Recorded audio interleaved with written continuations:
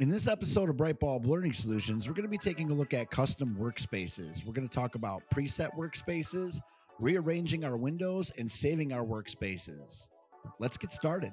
By default, the workspace is going to be in learning mode. You could click on these presets at the top of the workspace to change your workspace to these preset workspaces.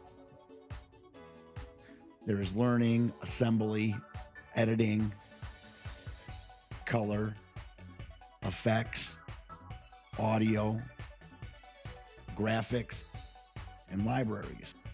We're going to go ahead and click on the editing workspace. Okay, so now I'd like to take a few seconds to show you how to rearrange your windows.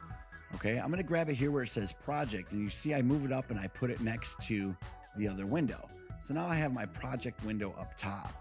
My source is in the middle, and then I have my program window where it was before.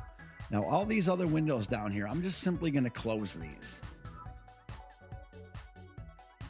Now, here's one that I need, effects. I'm going to take that and I'm going to drop that up on top. You see when I drop it in the middle, it will combine those windows. I'm going to close markers. I'm going to close history. Now, I'm going to take my toolbox. I'm going to move it over to the side, and you can see I drop it next to it. And now I'm going to move these two windows over, my audio meters, and I'm going to move over my toolbox. Now you can see I have a lot more room to work inside my sequence.